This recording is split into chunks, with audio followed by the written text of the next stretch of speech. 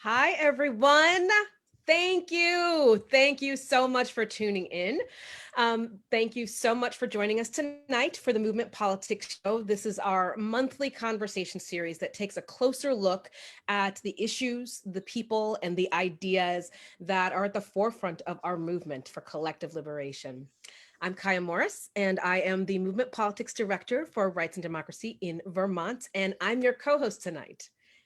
And I'm Asma Elhuni, and I'm the New Hampshire Movement Politics Director for Rights and Democracy, and I'm also your co-host for tonight. We are beyond thrilled to have tonight with us Ian Haney López. Now, Ian is a law professor at the University of California, Berkeley, who specializes in critical race theory. Yes. For the last decade, his work has focused on the use of racism as a class weapon in American electoral politics.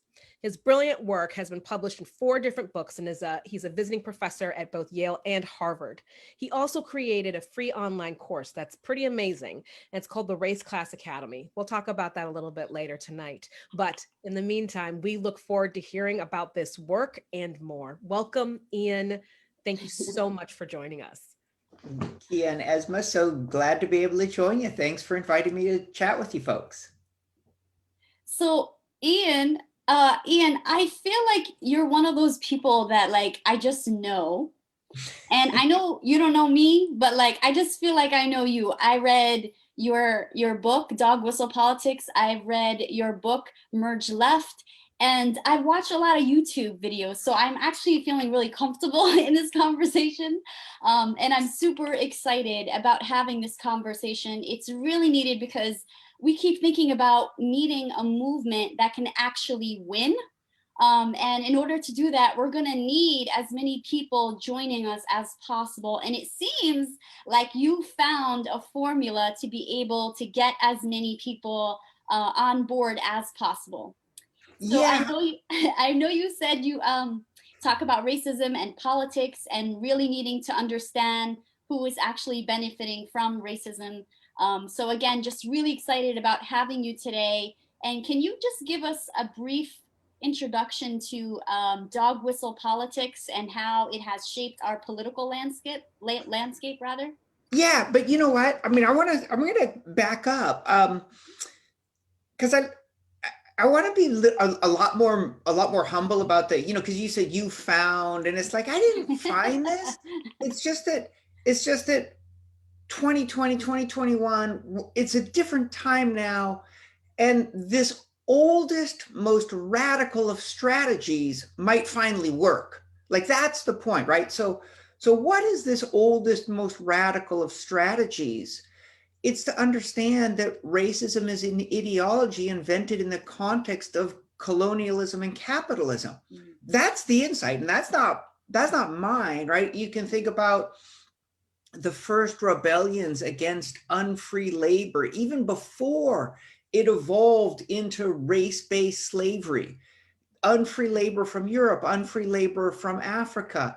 And as the plantation class struggled to figure out how to control these people, they invented the ideology of white supremacy to try and separate out and say, okay, unfree labor from Europe, you're just this little, bit higher than these other folks who are doomed for life and in their posterity, right? Or you can think about right after the Civil War, there was 20 years of fusion politics in the South.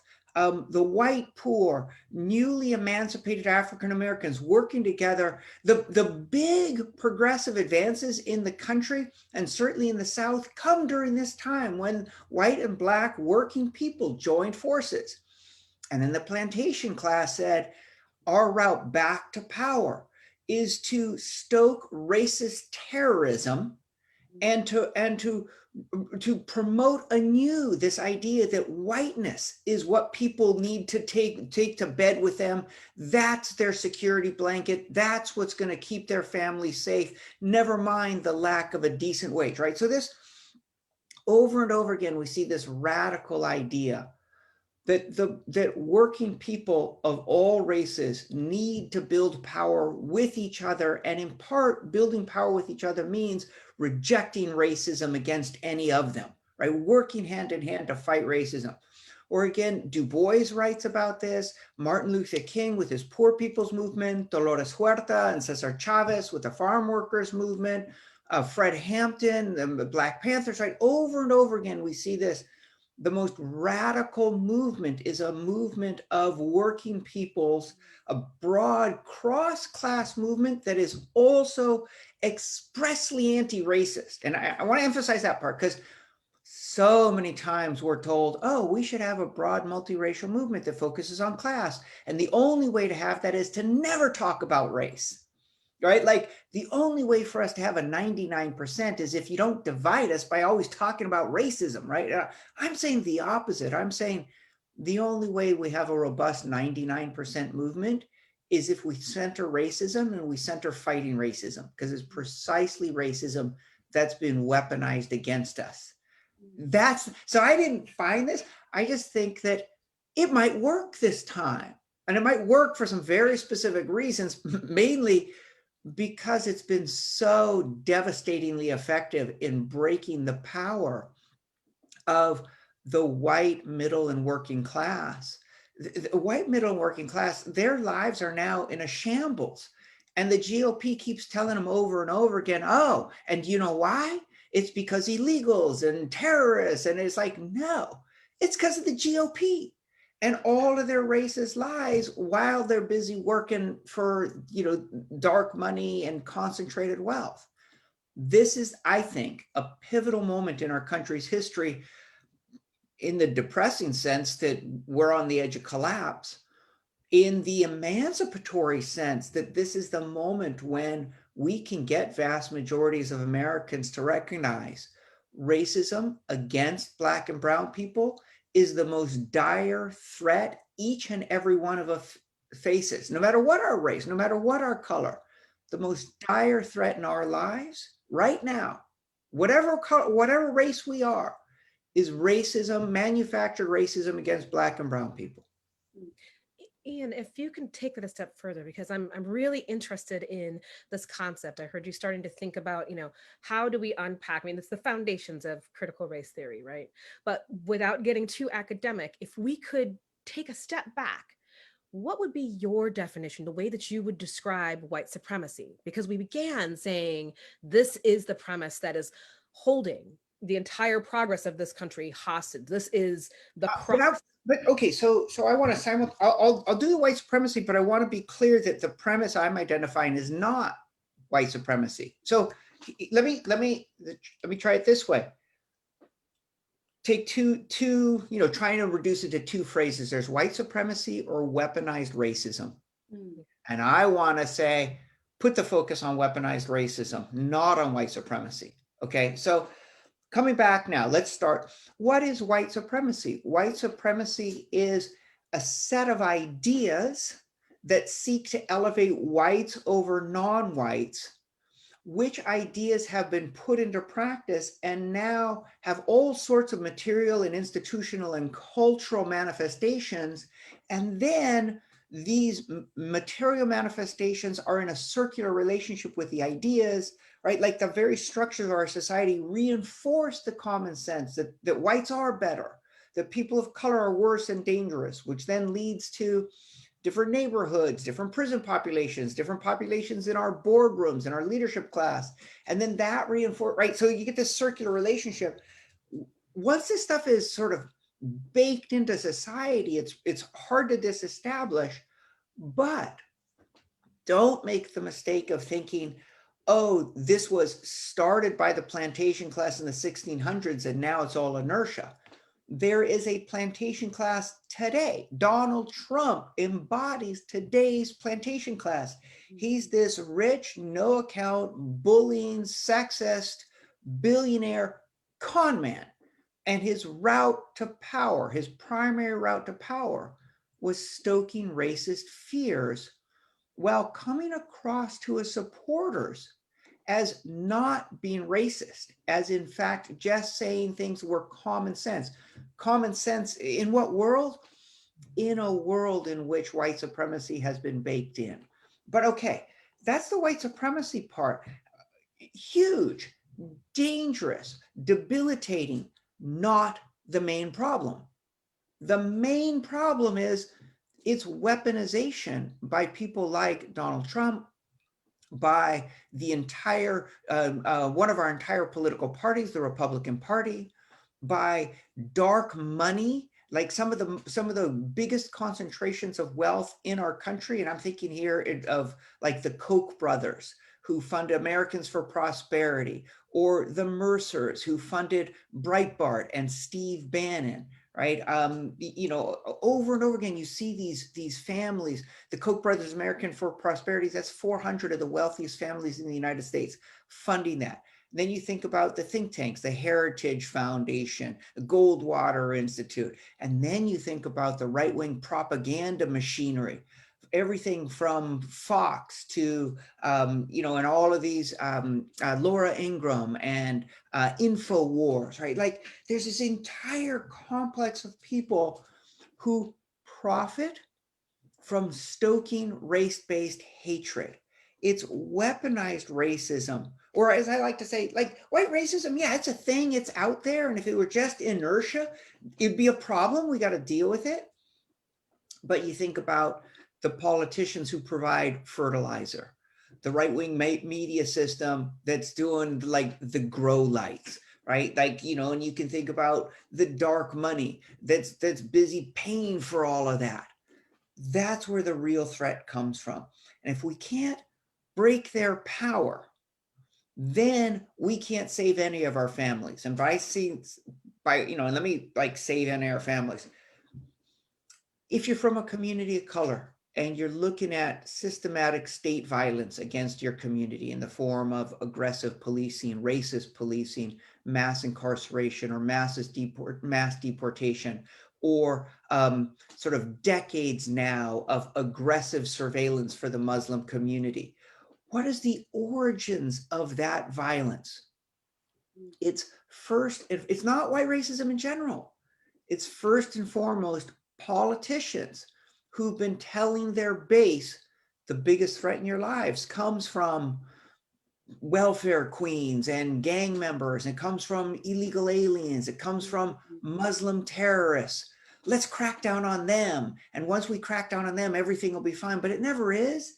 They still keep cracking down. If you're from one of those communities and you want to end systematic racist violence against your community, you need not just to denounce white supremacy, you need to build a political coalition big enough to drive from power those dog whistle politicians. But let's say you're focused on economic issues. It's those dog whistle politicians who successfully use race as a wedge issue and then turn around and govern for their dark money backers. Or let's say you care first and foremost about having a survivable planet, environmentally, climatologically survivable for your kids. I don't know, seems like a modest aspiration. Who's the impediment? The Koch brothers, I mentioned them already. They're the biggest privately owned petrochemical industry in the United States. And when they want to avoid regulation of their polluting industries, what do they fund? Racism. It doesn't matter what your issue is. If you want government to work on behalf of rather than against people, if you want government to create routes of upward mobility, to regulate the marketplace, to make it fair, to make it a place where we can be paid a decent wage, where we work under safe conditions, if you want government's help saving the environment, anything that requires collective action requires government, requires a cross-racial supermajority of voters. That's right. And the only way we get there is by thinking through the lens of weaponized racism. Whereas if we're thinking exclusively through the lens of white supremacy, right there, a lot of people are like, is this me? Am I part of the problem? Am I part of the solution? Am I being blamed? And we start losing people. Thank you so much, Ian. So you're reminding us that dog whistle politics is basically this idea of using racism to divide us and basically saying that racism is the elite dividing us. It's not a black and white issue. It's the elite against all of us. And they're using dog whistle politics to divide us. And so in your book, you're saying you have discovered through your research, not came up with a formula. You discovered through your research that the race class narrative is the most effective way to address the very successful campaign that dog whistle politics has done in our communities. Can you talk a little bit about race class narrative? How Yeah, did you come up with this work? And it's so funny. Every time you ask that question, I'm like, not yet. that's fine, because everything you've said we needed to hear. So bring Yeah, what you need to say. so we got to get into our heads, like why dog whistling is successful and why progressives haven't been able to beat it so far, right? So dog whistling is successful because it's a form of gaslighting. Like it's a major con. Dog whistling arises in response to the civil rights movement. Like prior to the civil rights movement, the politicians were saying, hey, we should organize this country in a way that's good for whites. And partly that means that the New Deal ought to be structured so it helps white people. And partly that means we know the South wants to segregate their society in terms of Jim Crow, and that's fine. And the rest of the country should allow them to do so. And okay, along comes the civil rights movement. And the civil rights movement says, we're not going to stand for this as a pragmatic matter. And also, this is really ugly and immoral. It's a sin to be a white supremacist. Does this mean that appeals to whites, that appeals to white supremacy disappear from politics? No way. They go underground. And so politicians start using language that seems on its surface race neutral, that can be defended as race neutral, but that is purposefully designed to trigger racist thinking. So when talking about Martin Luther King, for example, they kept talking about law breaking and anarchists and thugs and people who don't respect our laws. Now, that didn't sound racist, but it triggered the stereotype of African Americans as pathological criminals, as pathologically violent, right?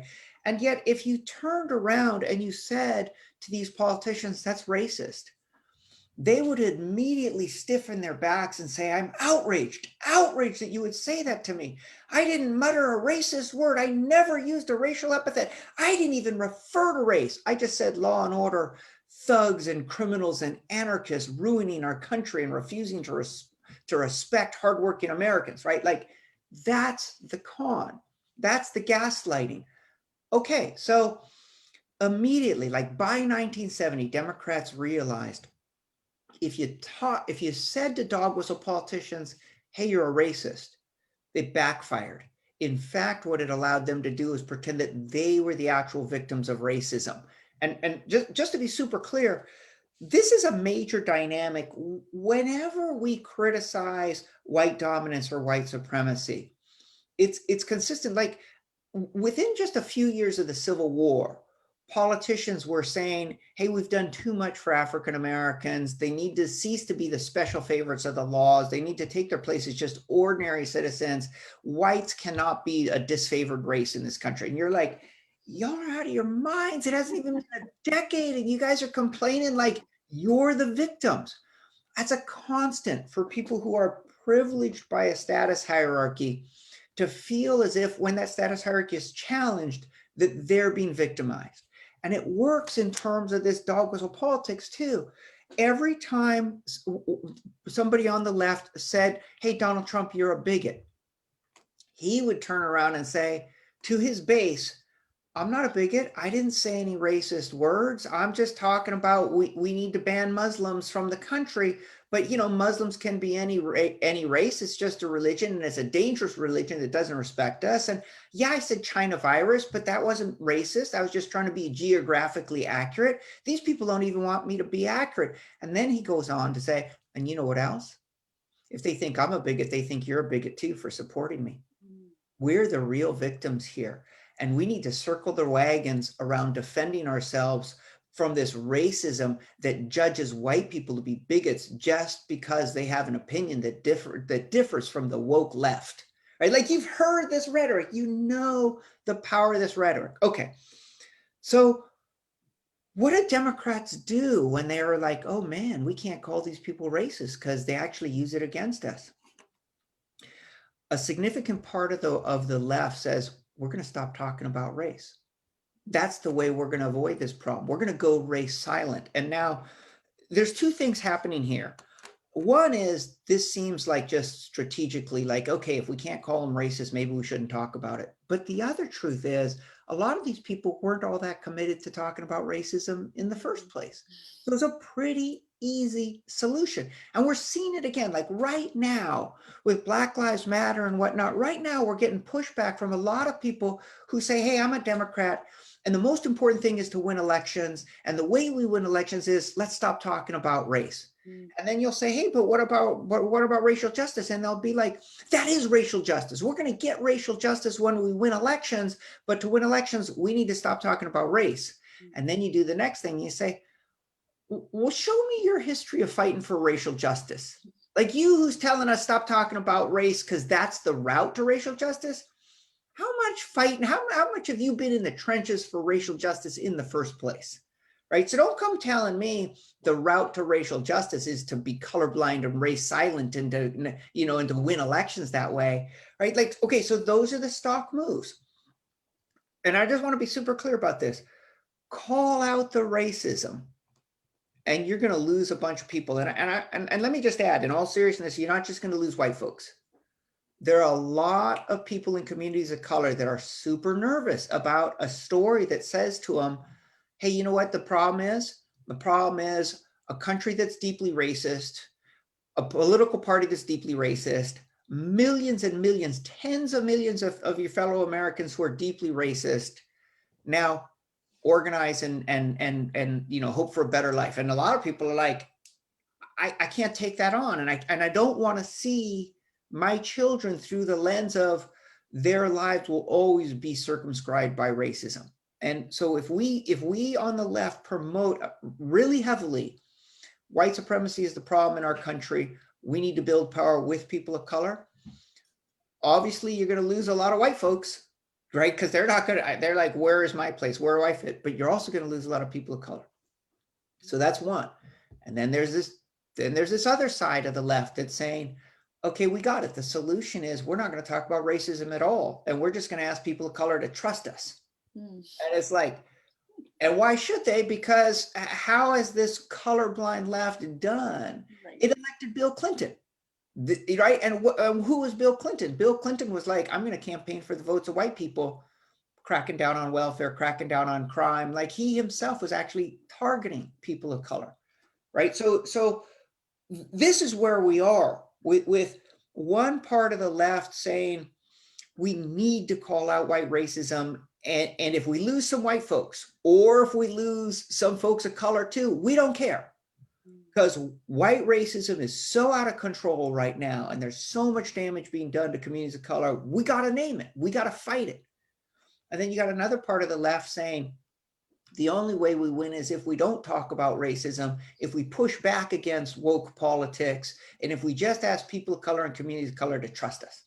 And if we criticize anybody who talks about racial justice, that's the left. It's where we are. Okay, so now, Asma, now you should say, hey, is there a different strategy, a third way? Right. I would love to. I know, Asma, you had some questions around that. But it's like, as we're listening to this as well, we're thinking of ourselves as in progressive movements. We're thinking of ourselves as people fighting for racial and social justice. It is hard at the same time to nuance what we're trying to talk about here between saying,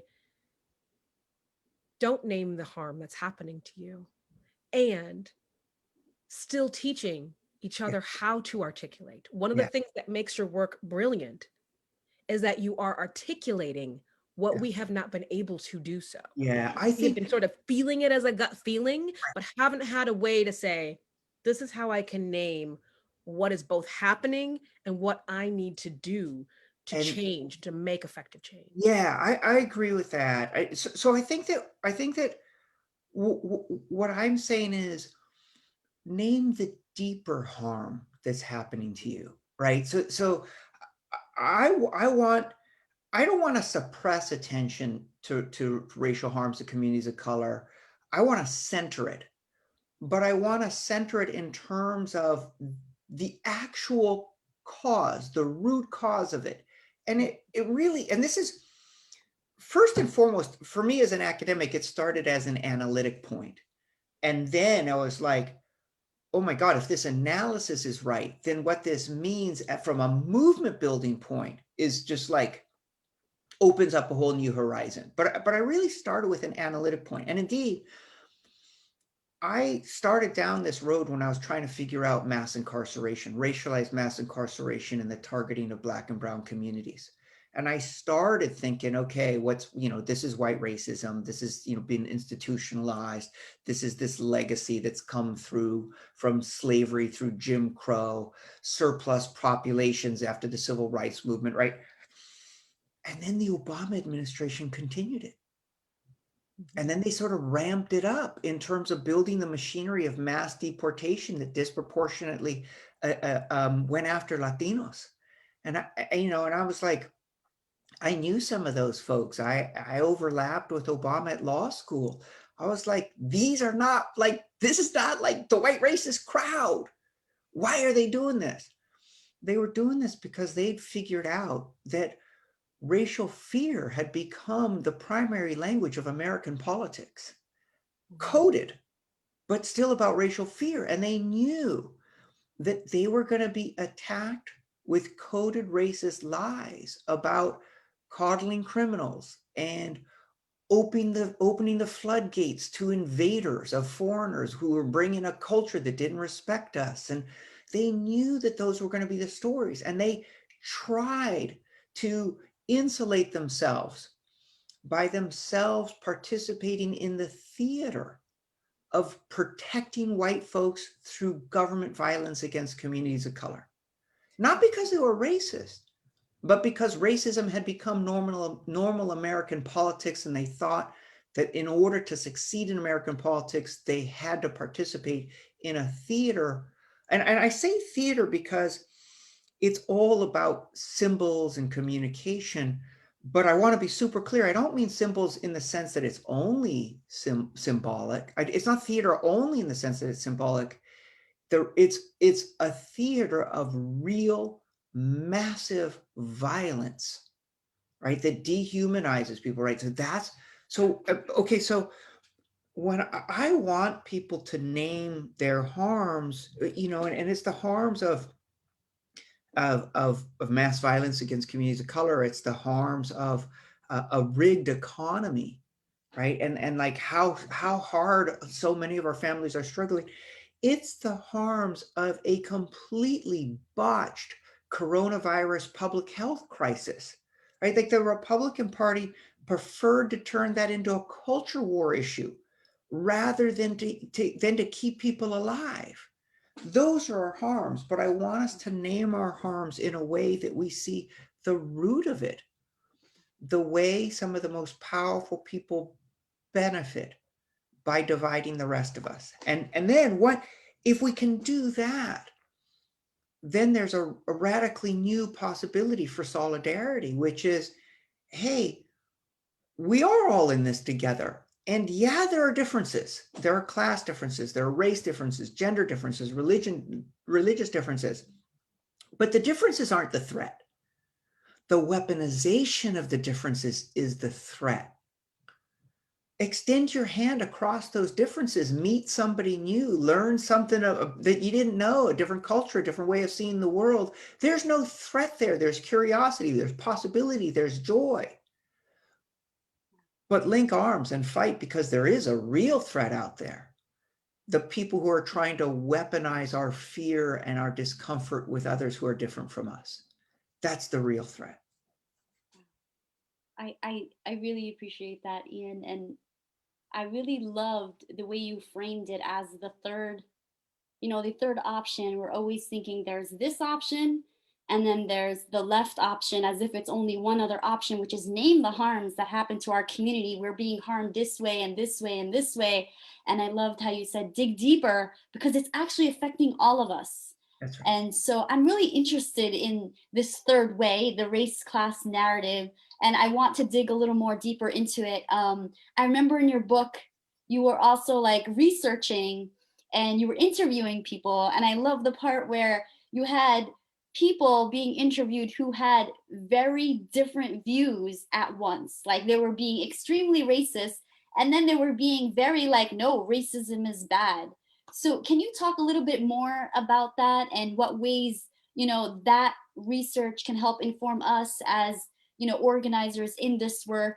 Yeah, and also a little bit more about the race class narrative, this Yeah. third way where we need to include other people, and we can't just keep the language as we're the only ones being harmed. You're also being harmed through they're weaponizing this idea of racism to harm all of us in healthcare and housing and policing, et cetera, et cetera. Yeah, that's a great question. So, and this is really important for political people, because I think we sort of misunderstand who most people are when we ourselves are very political. What makes political people distinct is that they have a coherent worldview, right? And fancier language, a coherent ideology, but a coherent way of understanding the world, that tells a story where all the components of the story work together and reinforce each other rather than contradict each other. And that's what I mean by coherent. So the left worldview in the United States, right, is something like, believes that government has an important role to play in regulating the marketplace, redistributing wealth downward while protecting citizens against unwarranted violence, including from government itself, right? Like, so there's a view of government, a view of the marketplace as a place that works well if it's well regulated, but also worries that hard work isn't being rewarded, and that many of the people who are rich because of circumstances like who their parents were, rather than just hard work, and that also feels warmly towards other social groups, including people of color. So this is generally like, this is you all. I'm pretty sure this is like almost everybody on this call listening in is like people of color, distrust the rich, don't think they're rich just because of hard work, recognize lots of people working hard, believes the government needs to step in, and rather than persecuting people, needs to regulate the marketplace, provide routes of upward mobility. Coherent worldview. When we tested this is about 23% of the country, right? So more or less 1 out of 4 of us have this set of views. Standing against us, there are people who defend existing status hierarchies, which is fancy language for don't like people of color, believe the role of women is in the house, don't like homosexuals, right? Like you take existing status hierarchies, they like them. And the way they often like them is by denying they exist at all. Like, there's nothing wrong. We don't need to fix this. Quit talking to me about homophobia or patriarchy or racism. You're dividing us. They're defending the status quo. They love the rich. They're like, the rich are rich because they're so much better than the rest of us, and they work really hard. And if I want to be rich, all I need to do is work really hard too. And then they think the biggest threat in their lives is government, right? This is the sort of Ronald Reagan, government's the problem, da, da, da, da. It's like government should get out of the way. Government should cut taxes, let people use their own money to go and compete in the marketplace, and people who are deserving are going to succeed, and people who fail because they're undeserving. And you should notice, or you might pick up, I'm starting to use moral language to describe the market.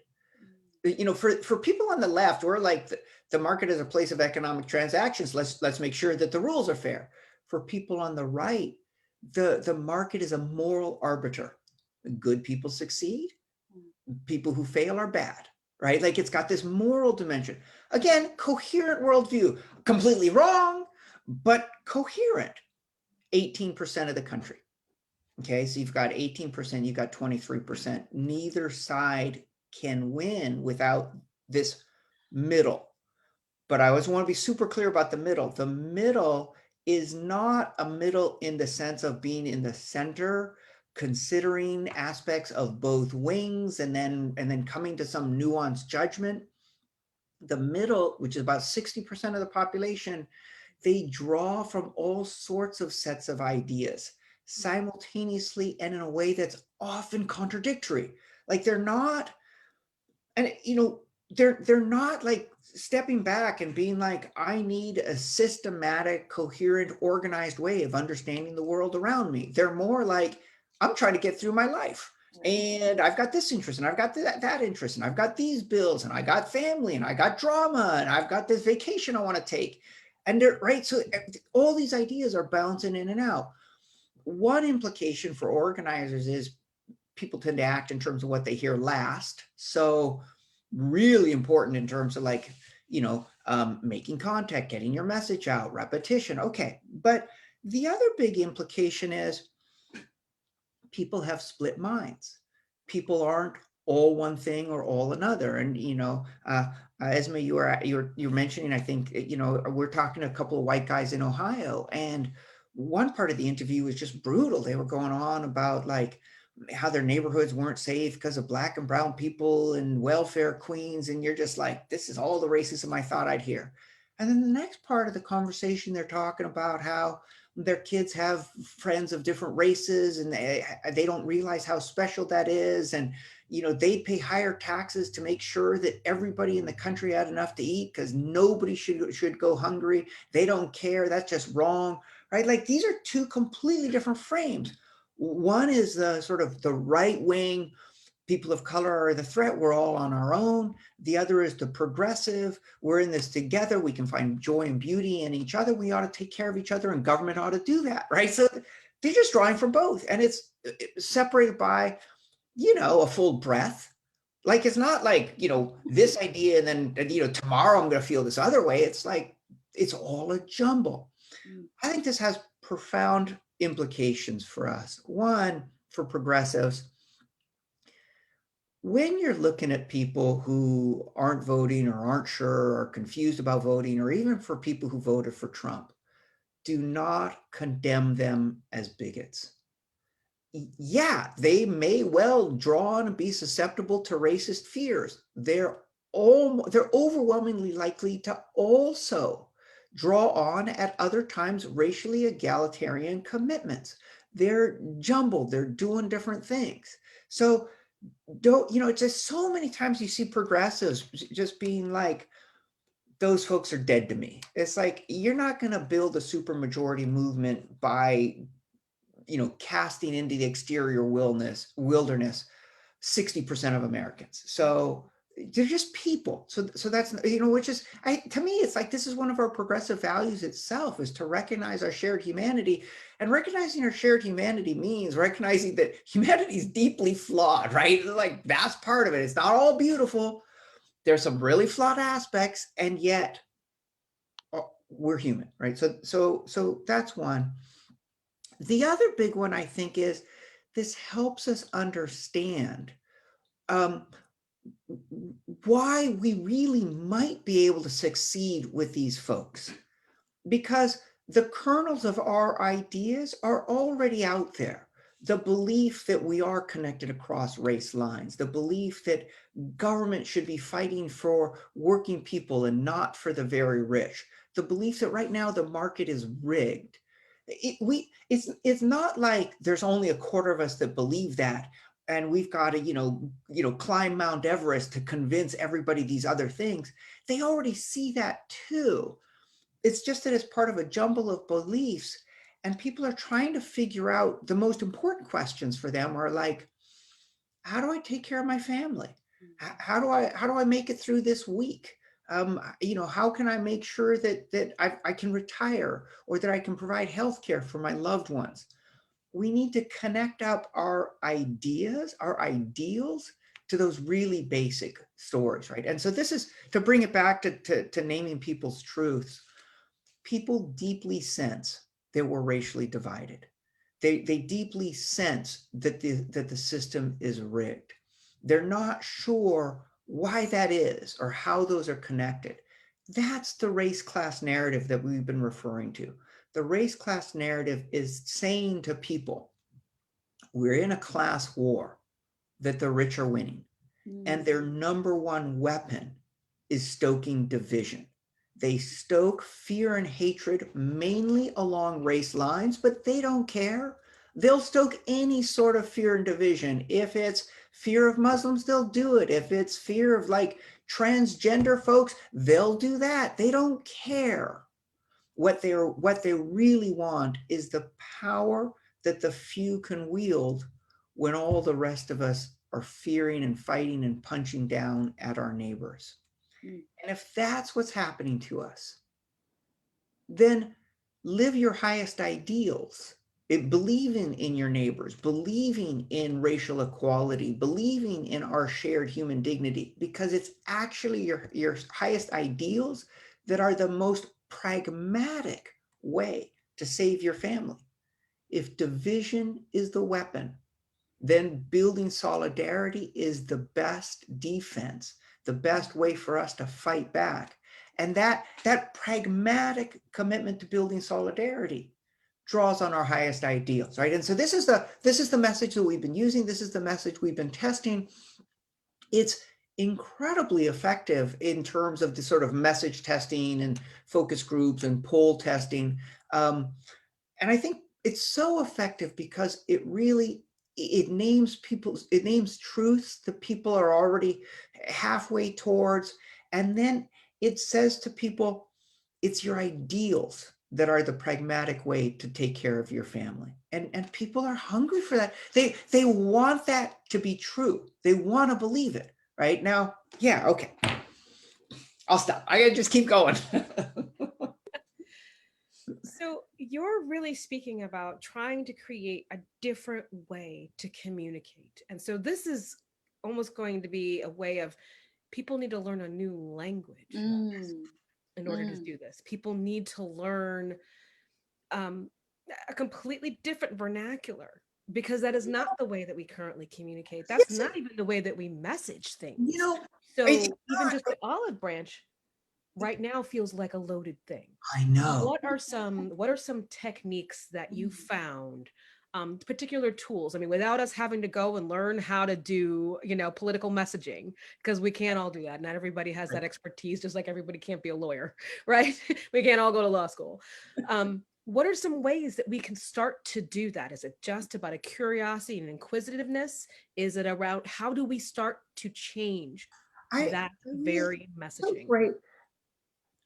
I want to say, don't start with sort of vocabulary and whatnot, right? Because that's hard, and I think it misses it. I do think it makes sense to talk about race class as a paradigm change, and to encourage people to think in terms of paradigms. And so paradigm is this sort of this model or this frame through which we understand the world, and we don't usually think about it too much. We usually take it for granted, and so it's very hard to change paradigms. That's what race class is about, asking people to change paradigms. So what's the dominant paradigm? The dominant paradigm says racism locks white people and people of color into conflict. Right? Like racism fundamentally is a conflict between white people and people of color. One thing I want to emphasize is this is a paradigm that's promoted by the left when we talk about white supremacy and white privilege and, institutional racism, systemic racism. We very often frame the harms as exclusively harming people of color. And either we say nothing about whites, or we say to whites, and you folks are part of the problem, right? But the paradigm is racism is whites against people of color. And I want people to notice that's also the right's paradigm for racism. Donald Trump loves communicating to people that whites and people of color are locked into conflict.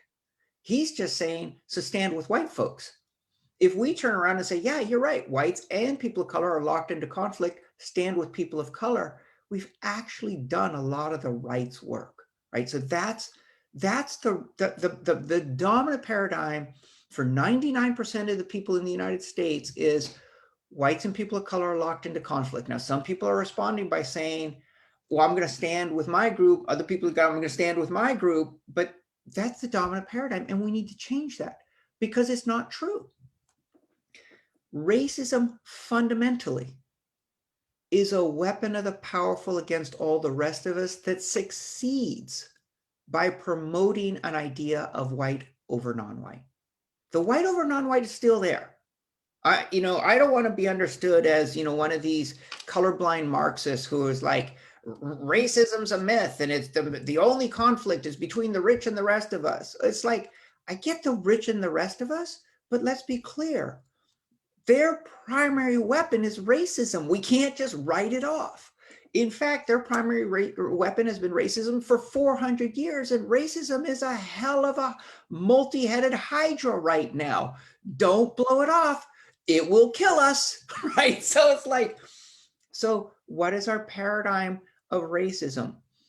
That racism is a weapon of the powerful that succeeds by promoting white over non-white conflict. Why is that paradigm change so important? Well, think about it. If you're a white person who has been kind of like, you're social justice oriented and you think you've been doing this anti-racist work because it's the moral thing to do. If you switched from a paradigm that says racism is whites against people of color, to thinking racism is a weapon against all the rest of us, all of a sudden, if you're this well-meaning white person, you're saying, oh, good Lord, the number one thing I have to do to save my children is fight racism, right? And that's a completely different statement. Can you imagine if white folks in Vermont and New Hampshire moved from saying, hey, we need to fight racism because it's immoral, to saying, we need to fight racism to save our own white children. Like, racism against brown and black people is the most immediate threat that my own white children face. Like, that's just a completely right. And now, okay, now what about the racial justice folks, often folks of color? We ourselves have been coming for too long from a paradigm that says white people are the problem.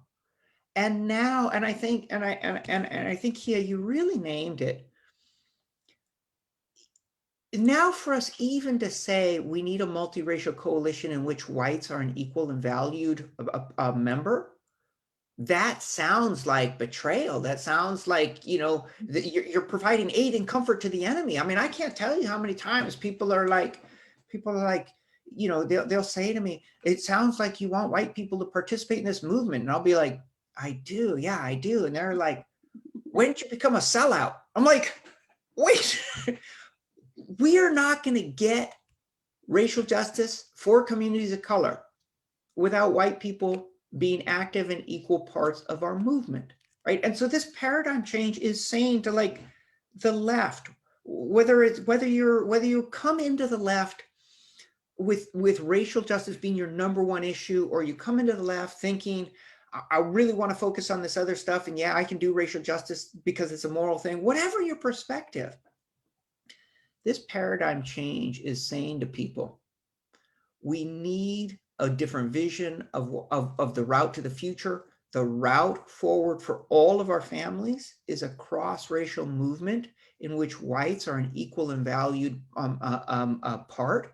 That means we need the space for whites to recognize how their own white families are harmed by racism. And we need the space for people to understand that this multiracial movement must be truly racially egalitarian. So we're simultaneously going to make room for white people to join the movement, but also insist that this is a movement that must be genuinely racially egalitarian and thus must work to repair the harms done by racism to communities of color, right? Like, but this is the paradigm change. If we can get that paradigm change across to people, then the vocabulary, the sort of framing, the olive branches, those things will follow because people will get it. They'll be like, oh, I need to start talking about racial justice like this is about my family. And I need to, create room for white folks because they're going to start doing this hard work. They're going to get it wrong a lot. That's just reality. As long as they're doing the work, let's create the room. Let's keep moving forward. None of us are succeeding without each other. Okay, Ian, I'm so glad that, first of all, that you're a person of color, because I'm about to ask you a very honest question or something I really struggle with.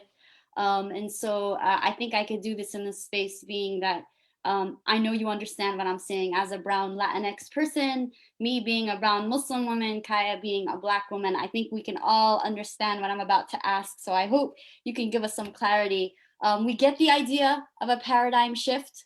We get that. And we get the idea we have to have a unifying narrative where we tell people we are all being harmed simultaneously, even though differently affected, right? So what do we do when we're in spaces, and how do we get people to still acknowledge that we're experiencing harms differently, so that people don't continue even in those quote safe spaces where people are trying to join in this coalition work and fighting. I don't even know if we should call it coalition work, but fighting against, the elites, against all of us. How do we make sure we're still centering brown and black voices and experiences, so that we don't continuously be erased in our spaces, we don't continuously be stepped on by these people, well-intentioned people? So can you talk a little bit about that? Because that's kind of like the thing that weighs on my heart. So I get the race class narrative. What do we do with this piece of centering brown and black experiences? Yeah, I want to answer that, but at the same time, I want to push back just a little bit. I think that the paradigm change I'm pushing for is one that says to white liberals, stop acting like you're doing this out of charity. Stop acting like you're doing this out of goodwill. Stop acting like you're doing this because you're enlightened. Save your own damn family. That's why you're doing this. Okay. And get that through your head, because what we're doing is building a genuinely racially egalitarian movement. What does that require? Work past the white privilege, acknowledge it, name it, get past it, set it aside, learn about the history of this country, create space, treat brown and black people not as objects of your concern, but as fully empowered subjects, fully your equal, right? Fully deserving of respect and dignity. That sort of transformation of folks' orientation towards racial justice work, it's going to require a ton of work on their part, right? A ton of work. Why might they do it? Because let's be clear, for the most part, most whites won't do that work. They won't, right? And like, if you ever try and do diversity, inclusion, equity, people will be like, make me sit through this meeting once a month or every 6 months. I don't care, right? Like they're shut down, they're closed.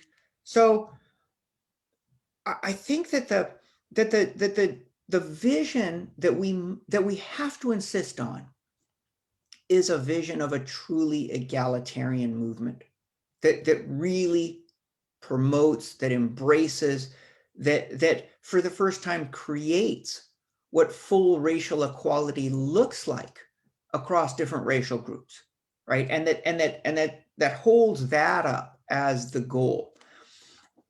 So Ian, if I may, I appreciate where you're going with this. And what this is making me think of, though, part of the dynamic that I think Asma is naming is that when we are in these spaces, so the recognition, them saying, this is also about me, it does affect and it impacts my family.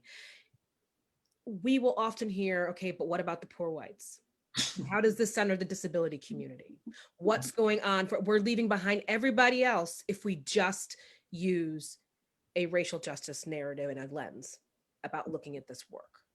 And so there isn't yet a competency for the white folks that are in these rooms, in these progressive spaces, as somebody who does DEI training, so I know precisely what you were talking about, yeah.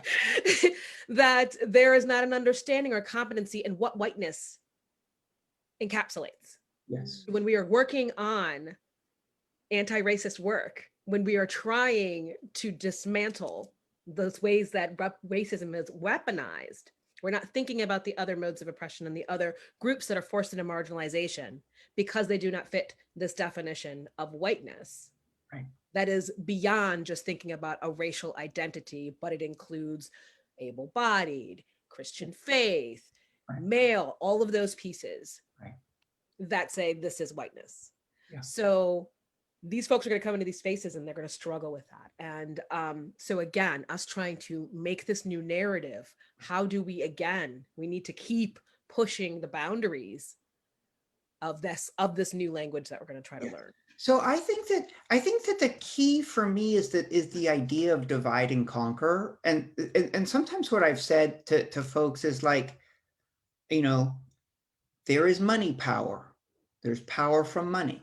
The more money people have, the more power they have. And right now, the wealthiest 1% have about a third of the entire country's wealth. And the bottom 50%, bottom half of our country hold less than 1% of our country's wealth. Like when you look at it on a graph, the bottom half of all of us, we're like a pencil line. It is so thin, so little. And then I say to folks, the only way to stand up to money power is people power. And it's simple, but there's a profound truth there. You can't stand up to the power of money in the hands of a few unless you represent the many. And then I say, and you know who knows this better than all of us? Money power. Money power knows the only threat in their lives is people power. And so what do? They invest heavily in fracturing people. That's what they do. That's their strategy. And it's divide and conquer that I think I keep emphasizing so that people can understand. Yeah, we're living different lives.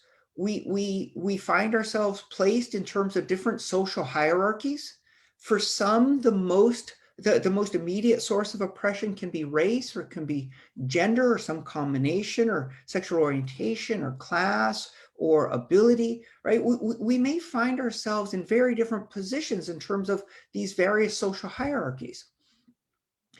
Historically, what the left has said is everybody who's disadvantaged should join together with other disadvantaged people in this coalition of convenience, because y'all are too weak by yourselves. But if you can just, right?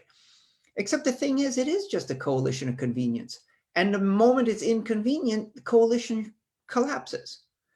What divide and conquer is saying is this isn't a coalition of convenience, it's a coalition of necessity. It's precisely the differences that have been manufactured and exaggerated to keep us apart. And it's only when we do the hard work of building bridges across these divisions that we can build enough political power to take care of each other. Now, what does that mean when you get people who are on the upside of these hierarchies, right? Like the privileged side of these hierarchies, kind of walking through life in this way that's oblivious and still taking up room and claiming their privilege, but denying it and not looking at it? Kick their butts. Absolutely. What else are we going to do? Don't kick their butts out of a, hey, you're the problem. It's kick their butts out of a, hey, you're betraying your own family. Because when you act like you don't have any privilege, that you're not located in these status hierarchies, that you don't have to like challenge yourself and do all this hard work and reach across and make yourself vulnerable and learn new stuff, when you act that way, you actually sacrifice the future of your family, right? And you know, I mean, I think the other big thing that you all know, obviously, you know, if people aren't willing to do the work, move on.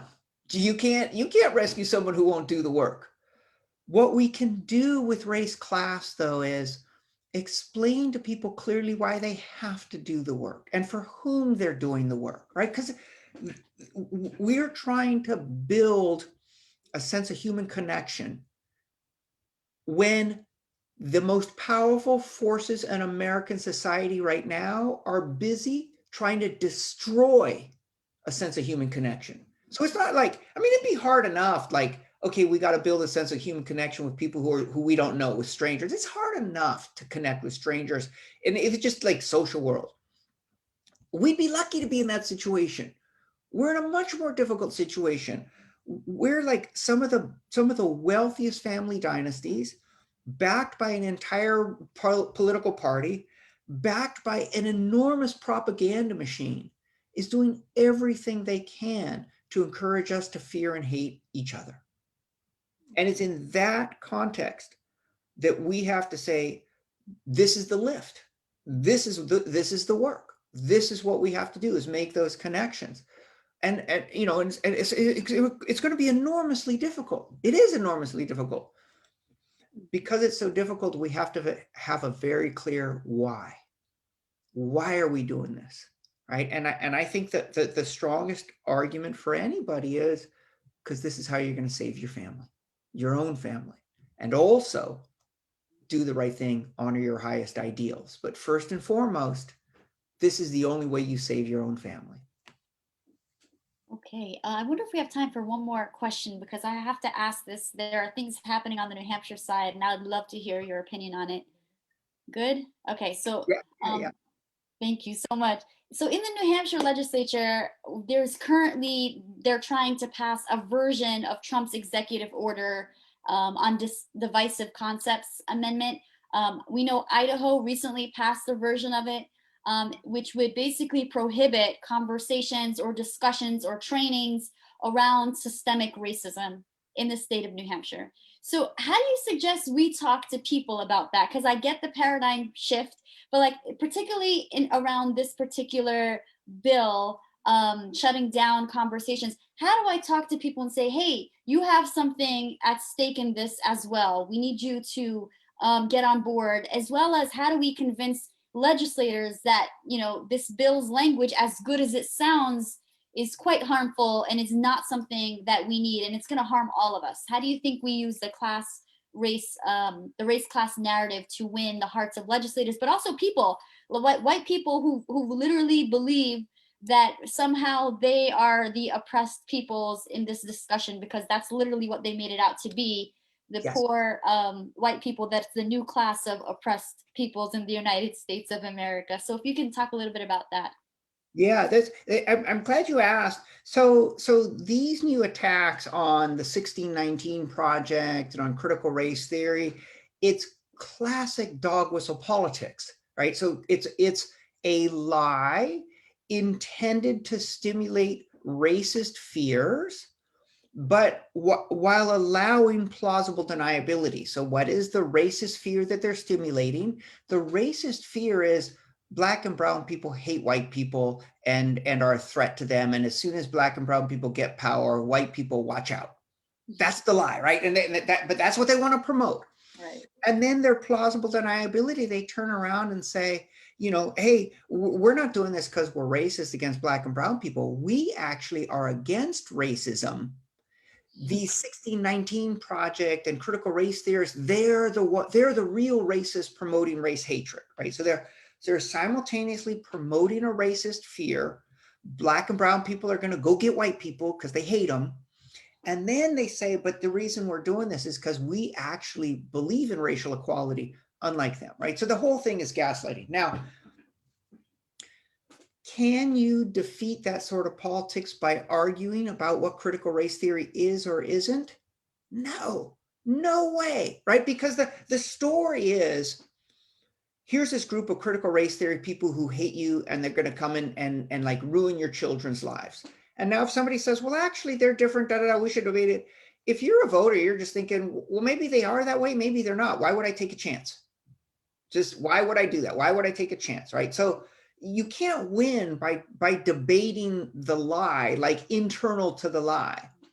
You can win by naming the lie a lie, as long as you explain the motive. You say, hey, this is a con, right? So everybody in New Hampshire ought to be saying, you know, Biden was talking about an infrastructure plan and about family plan and about jobs and about a moonshot for cancer. And all these Republicans want to do is lie to us about some, you know, minor little aspect of academia that's been around for 30 years that nobody ever noticed. Stop. Focus on the real issues, because what we want is heavy investment to end cancer. What we want are good paying jobs and a green economy and a survivable planet. What we want is healthcare, and what we want, like everything that's like, there are real things on the table right now that would make people's lives better. Let's talk about that. And when all these politicians do is talk about some minor little, I want to say lame, but since I'm a critical race theory person, I really feel like I can't. but you know what I mean? But it's like, there's some like, I mean, come on. Critical race theory has been around since the late 80s. I mean, we would love to be sufficiently powerful to change the direction of the country. That's not us. Unfortunately, we're not. It's classic divide and distract politics. Just name it that way. And just every time, you know, and there's some very, and it can be simple, it can be funny, but it's like, hey, we're on to you. When you're like waving your hands about like white people under threat, that's not reality. This is New Hampshire. This is Vermont. No white people's in danger here. That's not a risk. What is a risk, though, is that politicians will succeed in dividing and distracting us, and we'll begin fearing our neighbors rather than paying attention to who's running the economy. That's the risk, right? So it's like hey, we're on to you, right? Like that sort of frame, we're on to you. This is a massive con. We're not going to be conned. We want to make sure that there are the things we need for our children, right? And you know, and you know, shifting the conversation back to race in particular, say, you know, racial justice doesn't threaten anybody, because racial justice is really about building a society in which we all take care of each other and we refuse to be divided by people who stoke hate. So the only person that I can't deal with, the only person that I hate, are the people who stoke hate, right? Like there was a great ad that came out of Australia for a while ago, and Australia has a lot of this dogmas of politics. And so someone's like, you know, I feel good about white people. I feel good about brown people. I feel good about Muslims. I feel good about Christians. I feel good about gay people. I feel good about straight people. And then there's like, but I hate Nazis, right? Like we're good with everybody. We hate people who promote hate. Like there is a threat, you know, there's no joke. There's a threat, but the threat are these people who are promoting hatred. All this other stuff about liking people who are different, I'm good with people who are different. People who are different, no threat to me. I like my neighbors. I learn new stuff. I see different ways of, you know, participating, being in the world. That's no problem. But people who promote hate, that's who we got to stop. Ooh, we could talk to you all day, but we do have to end. But Kiah's going to tell us how we can continue this conversation. Oh my goodness. I am just, what an incredible conversation, and what an incredible privilege to have you here to join us. This was so wonderful, and I would love to see if I can steal your time again sometime soon. But before we actually do part ways for the evening, I want to again just thank you so much for taking the time to share your insights and your wisdom with us tonight, your incredible body of work. It's been a true pleasure. And we want to thank you for all of your support for the work that we're trying to do, your questions, your dedication to this work over the many years. So a few things to just mention that are related to this. We're very excited. We'll try to put them into the chat in Facebook so that you'll be able to learn more. We are so excited to be able to say that we're launching a new program called Catalyst Leadership, which is really meant to help support folks who have not really thought about how they might want to step into leadership in a very broad sense. This gives people an opportunity to learn really good critical skills in a fantastic environment and in community with each other. One of the things we're doing to help kick off this entire initiative is the Race Class Academy. We are going to be providing a 4-part series based on the fabulous work of Ian Haney López and the researchers who helped build this body of research, so that we can continue to dive deeper, understand, and begin to get a new language around this. So that event's going to kick off on May 27th at 6:30 p.m. So follow us, RadVT, radnh.org. Find us on social media. We'll be posting up information where you can learn how to register and become a part of this program and bring 5 friends. So we're super excited to be able to have that. Yes, indeed. Also, for our watchers, this Thursday evening, we have 2 events, one in Vermont and one in New Hampshire. We are co-hosting a very important discussion with Vermont Progressive Party about Wall Street's war on pensions. So be sure to join us. We're going to drop the Facebook event in the Facebook comment section. Check us out. On the New Hampshire side, we'll be holding a virtual teach-in on Medicare for All and the pandemic. Also check out that link in the comments section. And I just want to weigh in really quick. Race, Medicare, pensions. I add an event on ending mass incarceration and deport. That's it, right? This is what we're doing. That's right. You want Medicare, you want pensions, we got to deal with racism. And in dealing with racism, we got to help communities of color. We're all in. I love you guys. It's awesome. Love you, Ian. Thank you so much. Don't want to forget one more event, Kiah, if you can tell everyone. Yes, for sure. Very excited. We are hosting a bi-state training for Vermont and New Hampshire for individuals who want to learn about how to run for elected office. Very, very exciting. It's going to be a wonderful experience. We'll be able to ask direct questions and learn and skill up about what it takes to run. And we will make sure that y'all get this Race Class Academy stuff up into your communications, right? That's right. Don't forget to buy Ian's book. I promise you, it is definitely worth reading. He has two. The latest is Merge Left. It's definitely worth buying. And then come take our course May 27th. Thank you so much, guys. Ian, we so appreciate you joining us today. Thank you to both of you. Thank you so much. Have a wonderful evening and good night. Good night.